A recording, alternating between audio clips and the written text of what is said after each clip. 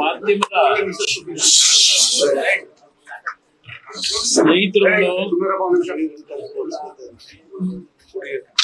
ಮೊನ್ನೆ ಸಾಯಂಕಾಲ ನಡೆದಿರತಕ್ಕಂಥ ಘಟನೆ ನಾಗಮಂಗಲ ಪಟ್ಟಣದಲ್ಲಿ ಪಕ್ಕದ ಬದರಿಕೊಪ್ಪಲು ಗ್ರಾಮದಲ್ಲಿ ಗಣೇಶನ ಒಂದು ಪ್ರತಿಷ್ಠಾಪನೆಯನ್ನು ಮಾಡಿದ್ರು. ಗಣೇಶನ ಪ್ರತಿಷ್ಠಾಪನೆಯ ಕಾರ್ಯಕ್ರಮವನ್ನ ಮುಗಿಸಿದ ನಂತರ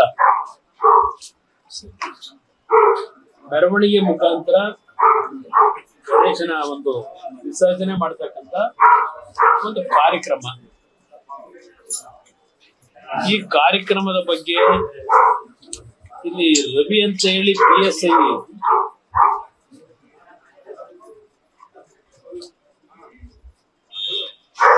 ರಾತ್ರಿ ದಿನಾಂಕದಂದು ಗಂಟೆಯಿಂದ ಗಂಟೆಯವರೆಗೆ ಹೇಗಿದೆ ನೋಡಿ. Ravi PSI Nagamangala town police ಠಾಣೆಯವರು ದಿನಾಂಕ ರಂದು ಗಂಟೆಯಿಂದ ಗಂಟೆಯವರೆಗೆ ನಾಗಮಂಗಲ ಸರ್ಕಾರಿ ಆಸ್ಪತ್ರೆ ವಾರ್ಡ್ನಲ್ಲಿ ವೈದ್ಯರ ಸಮಕ್ಷದಲ್ಲಿ ನೀಡಿದ ಹೇಳಿಕೆ ಏನೆಂದರೆ ಅಂತ ಹೇಳಿ ನಮ್ಮ ಇಲ್ಲಿ ರಾತ್ರಿ ಟೈಮು ಅಲ್ಲಿ ಎಷ್ಟು ಅಂತ ಹೇಳಿಲ್ಲ. ಇಲ್ಲಿ FIR ಕಂಟೆಂಟ್ಸ್ ಅಲ್ಲಿ ಅಲ್ಲೆಲ್ಲ 1:30 ಅಂತ ಹೇಳಿದ್ದಾರೆ. ಇಲ್ಲಿ ಇವ್ರು ಏನ್ ಹೇಳಿದ್ದಾರೆ, ಇವರ ಹೇಳಿಕೆ ಪ್ರಕಾರನೇ ಬದರಿಕೊಪ್ಪ ಗ್ರಾಮದ ಗಜಪಡ ಯುವಕರ ಸಂಘ ಏನಿದೆ ಗಣೇಶ್ ಮೂರ್ತಿಯನ್ನ ವಿಸರ್ಜನೆ ಮಾಡತಕ್ಕಂಥದ್ದಕ್ಕೆ 11/9/24 ಚರ್ಚೆ ಮಾಡಿ ಮೊದಲೇ ಪೊಲೀಸ್ನವ್ರಿಗೂ ಗೊತ್ತಿದೆ ಇದು. ಪೊಲೀಸ್ ಇಲಾಖೆ ಗಮನಿಗೆ ತಂದು ಪೊಲೀಸ್ ಇಲಾಖೆ ಅನುಮತಿ ಕೊಟ್ಟೆ ವಿಸರ್ಜನೆಗೆ ಕಾಲಾವಕಾಶ ಕೊಟ್ಟರು. ಕಳೆದ ವರ್ಷವೂ ಸಹ ಒಂದು ಸಣ್ಣ ಪುಟ್ಟ ಮೈನರ್ ಇನ್ಸಿಡೆಂಟ್ಗಳಾಯ್ತು ಅಂತಕ್ಕಂಥದ್ದು ಮಾಧ್ಯಮದ ತಾವುಗಳೇ ಈ ಘಟನೆ ನಡೆದ ನಂತರ ಹೇಳಿದ್ದೀರಿ, ಪೊಲೀಸ್ ಇಲಾಖೆಯವರು ಹೇಳಿದ್ದಾರೆ. ಇಂಥ ಒಂದು ಪರಿಸ್ಥಿತಿನಲ್ಲಿ ಮೆರವಣಿಗೆ ಪ್ರಾರಂಭ ಮಾಡಿ ಏನು ಪಟ್ಟಣದಲ್ಲಿ ಪ್ರವೇಶ ಮಾಡಿ ಮುಖ್ಯ ರಸ್ತೆಯಲ್ಲಿ ಬಂದಂತ ಸಂದರ್ಭದಲ್ಲಿ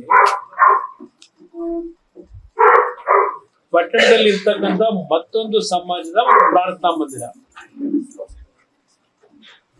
ಪ್ರಾರ್ಥನಾ ಮಂದಿರದ ಮುಂದೆ ಇವರು ನಿಂತು DJ ಸೆಟ್ ಅನ್ನ ಇದು ಇಲ್ಲಿ ಅಂತಲ್ಲ ಎಲ್ಲ ಕಡೆನೂ ಹಾಕ್ತಾರೆ, ಪರ್ಮಿಷನ್ ಕೊಟ್ಟಿದ್ದಾರೆ ಇವರೇ ಪೊಲೀಸ್ ಇಲಾಖೆ. ಮೆರವಣಿಗೆಯಲ್ಲಿ ಬರಬೇಕಾದ್ರೆ ಒಂದೊಂದು ಕೋಮ್ನವರು ಒಂದೊಂದು ರೀತಿಯಲ್ಲಿ ಅವರವರ ದೇವರ ಮೇಲೆ ನಂಬಿಕೆ ಇಟ್ಟಿರ್ತಕ್ಕಂಥದ್ದು, ಅವರು ಘೋಷಣೆ ಕೂಗ್ತಕ್ಕಂಥದ್ದು ನಮ್ಮ ದೇಶದಲ್ಲಿ ನಡ್ಕೊಂಡ್ ಬಂದಿರತಕ್ಕಂಥದ್ದು ಇದು. ಇಲ್ಲಿ ನಾನು ಯಾತಕ್ಕಿದೆ ಹೇಳ್ತಾ ಇದ್ದೇನೆ, ಈ ರೀತಿಯ ಒಂದು ಘೋಷಣೆಗಳು ಕೂಗ್ತಕ್ಕಂಥದ್ದು ಒಂದೊಂದು ಬಾರಿ ಘರ್ಷಣೆಗೆ ಎಡೆ ಮಾಡಿಕೊಡ್ತಕ್ಕಂಥದ್ದು ಏನಿದೆ. ರಾಜ್ಯದಲ್ಲಿ ಕೆಲವು 2-3 ಜಿಲ್ಲೆಗಳು ಹೊರತುಪಡಿಸಿ ಗಣೇಶನ ವಿಸರ್ಜನೆ ಮಾಡತಕ್ಕಂಥ ಸಂದರ್ಭದಲ್ಲಿ ಒಂದು ಸಮಾಜ, ಹಿಂದೂ ಸಮಾಜಗಳು ಮತ್ತು ಮತ್ತೊಂದು ಸಮಾಜ ಏನಿದೆ ಆ ಸಮಾಜದವರು ಅವ್ರು ಮಾಡ್ತಕ್ಕಂಥ ಕಾರ್ಯಕ್ರಮದಲ್ಲಿ ಎಲ್ಲಾ ರೀತಿಯ ಸಾಮರಸ್ಯದಲ್ಲಿ ಈ ರಾಜ್ಯದಲ್ಲಿ ಒಂದು ಹೊಂದಾಣಿಕೆಯಿಂದ ಹೋಗ್ತಕ್ಕಂಥ ರಾಜ್ಯ ಇದೆ. ಪ್ರಮುಖವಾಗಿ ನನ್ನ ಅಭಿಪ್ರಾಯ ಅದು. ಇತ್ತೀಚೆಗೆ ಏನಾಗಿದೆ, ಒಂದೊಂದು ಪಕ್ಷಗಳು ಒಂದೊಂದು ಸಮಾಜವನ್ನ ಓಲೈಸ್ಕೊಳ್ಳಿಕ್ಕೆ